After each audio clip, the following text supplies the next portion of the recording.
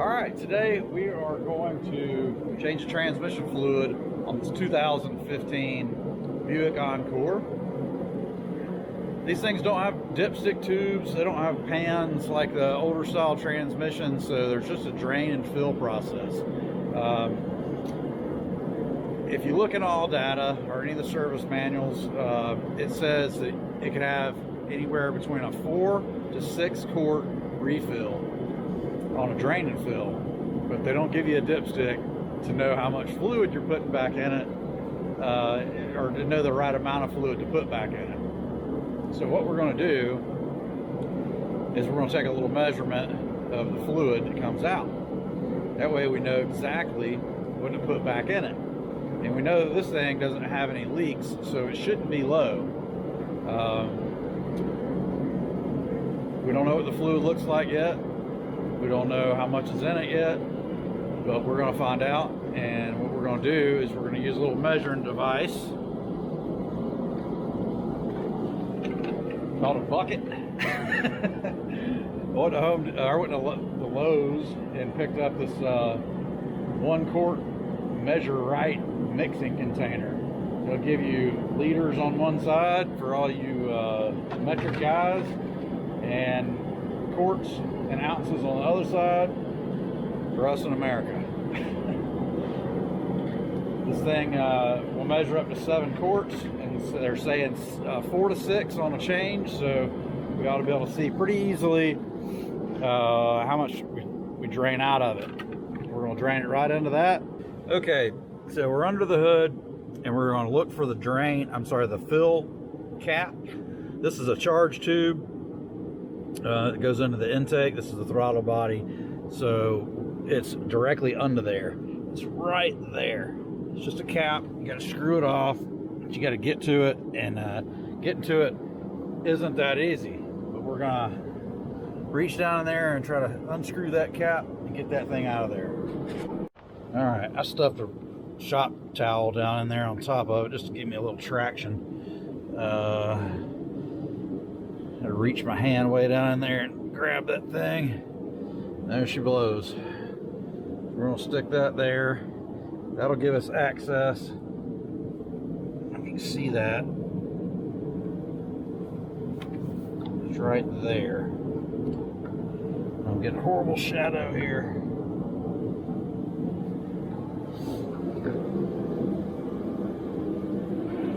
So I want to go ahead and pull that off before I drain.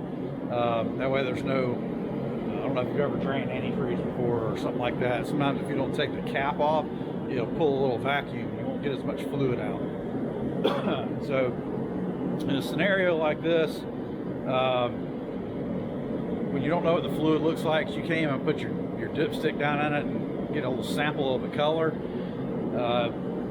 You may be in for a situation where the fluid is really nasty and you want to, like, you can only get 4 to 6 quarts out. The system may hold 8 or 9 or 10 or 11, depending on the system. I didn't look up total quarts for this, but it's probably in that range because you got the torque converter and all the nooks and crannies of the transmission that just are not going to drain when you pull the plug out. So if your fluid's really nasty, I would suggest draining it, refilling it, driving it, draining it again, and if it's still dirty looking, do it a 3rd time. That way you're basically doing a flush on it that way. They make machines that hook up to transcooler lines and flush out systems that way. Some shops will have that, but do-it-yourselfer type deal. You just want to drain what you can, refill it, drive it, let all that circulate through the system, drain it again, refill it, and if you feel like you need to do it a 3rd time, do it a 3rd time. This fluid is not cheap. It's full synthetic.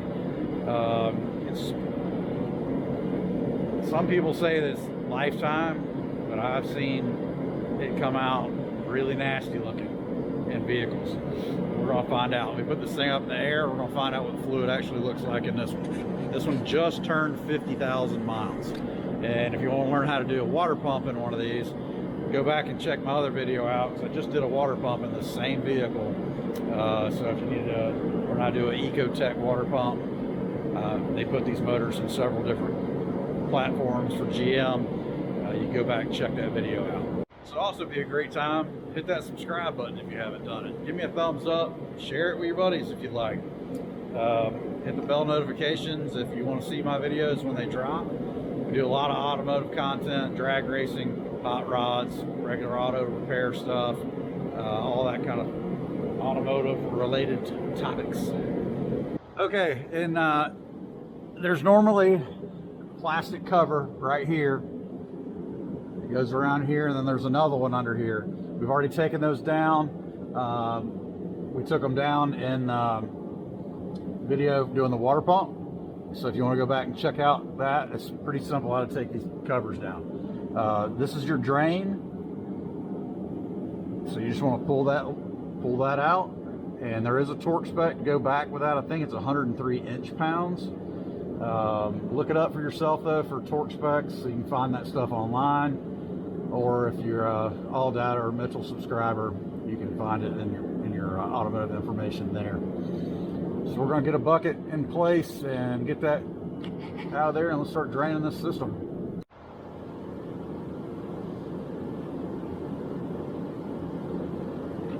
Okay, I've already cracked it loose.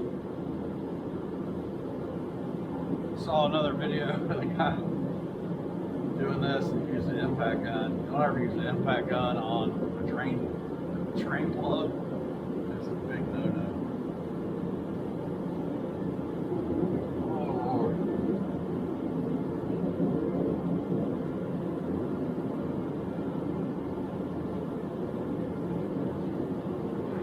That stuff is black as night.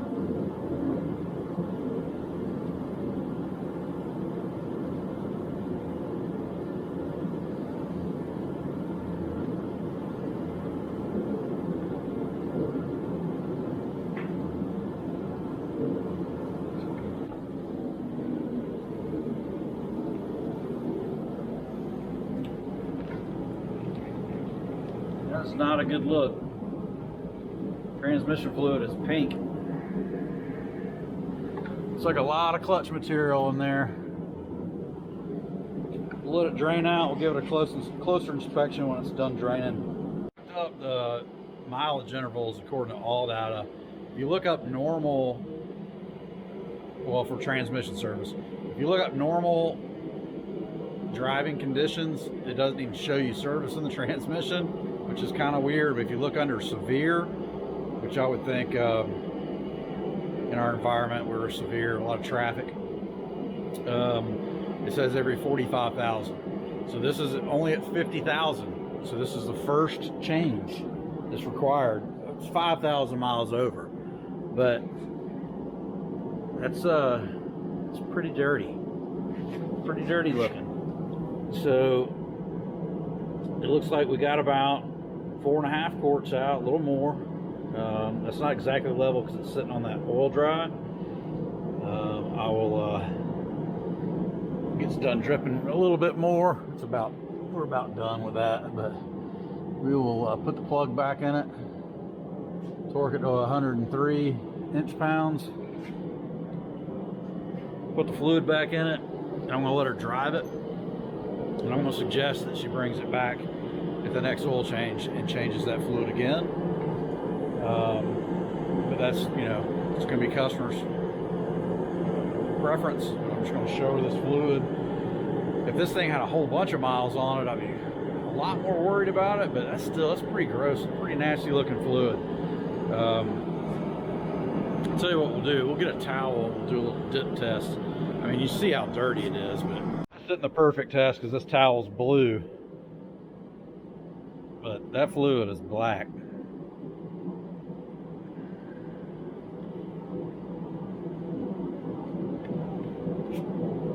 Not good. I would say that is not a good condition for fluid. Really surprised at that. Transmission fluid is pink, and it's not going to stay perfectly pink, but it shouldn't get like that. I've seen some of these modern cars have, these late model cars, not even have cooler lines on them for the transmission. I think some of the Hondas are like that, maybe Toyotas, I can't remember, but I think it's the Hondas.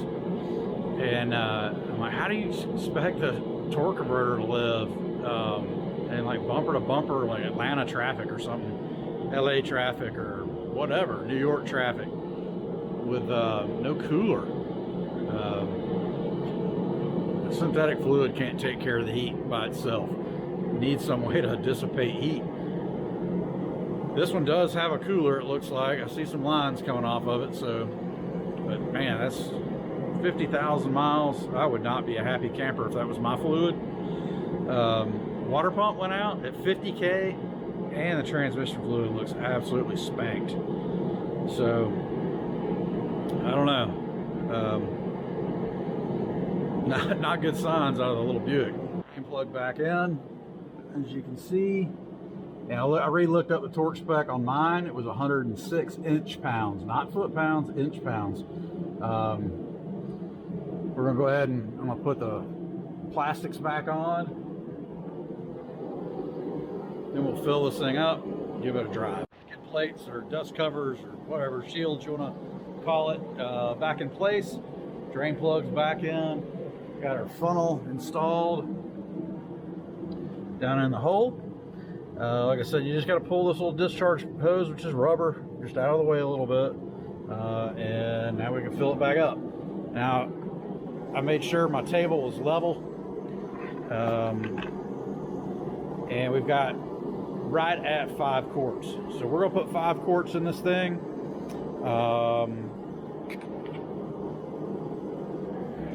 Let her drive it, and suggest that she does it again at her next oil change. That's totally up to her. When I was reading in all data about color of fluids, it said to inspect the color of the fluid, it should be red to dark brown. So that's pretty dark. And maybe this is a synthetic color thing. I don't know, it scares me.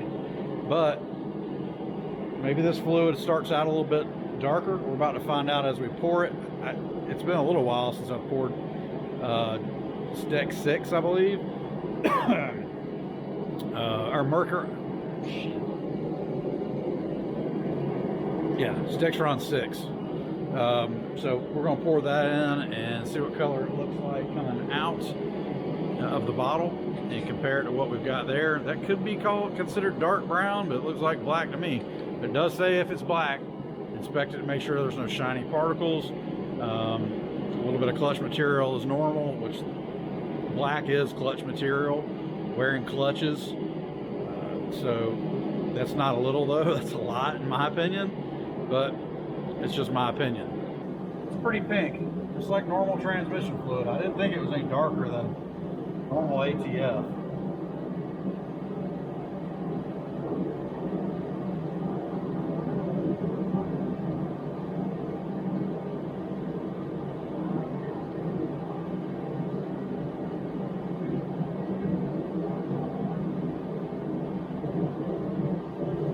Go a little at a time. Not any big rush, and definitely don't want it to spill.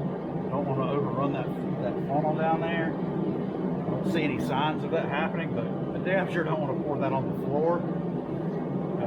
It's pretty expensive stuff.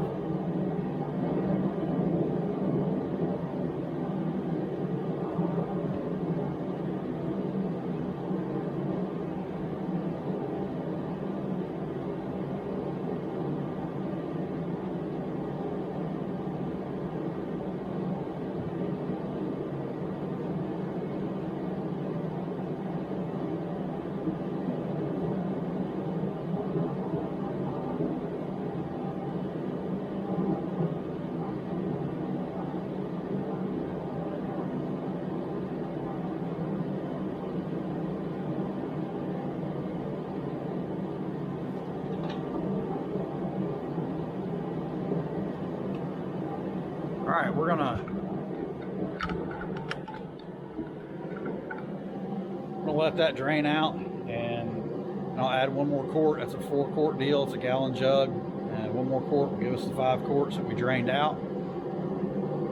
clean that up, and we'll go give this thing a test drive. I'm not going to take you along for the ride. We're just going to drive it around just a little bit, put a few miles on it, make sure everything feels okay before I give it back to my customer. Because I did do a water pump in the previous video on this at the same time, and just make sure everything's good. I've never worked on this vehicle for them before, and yeah, we just want to make sure everything's good. And I appreciate you watching. Hopefully this helped you. If your fluid's dirty like that, in my opinion, if it's your own car and you're servicing this in your driveway, it's totally doable in the driveway. Just need a bucket. You need to make sure you're able to measure what comes out, so you know exactly what to put back in, because there's no dipstick. That's the best way to do it. If you have a leak, you might want to take it to a mechanic that has a scan tool, because the proper fill procedures involve certain temperatures, watching with a scan tool, getting the transmission up to temp and all that stuff. But if you measure what comes out and you don't have any leaks, that's the exact fluid you need to be putting back in. But if you have something leaking, or you have to open up a cooler line or something, then you might want to have a mechanic take a look at that's qualified, because like I said, they don't make it easy. No dipsticks. Now, I don't know if there's a dipstick version of this transmission, because in all data it talked about a dipstick version, but this one definitely does not have one. If you do have a dipstick version, then that's going to be a totally different ball game. You need to make sure of what you got and rock with it, man. It's not too difficult. Appreciate you watching. Check me out in the next ones. Peace.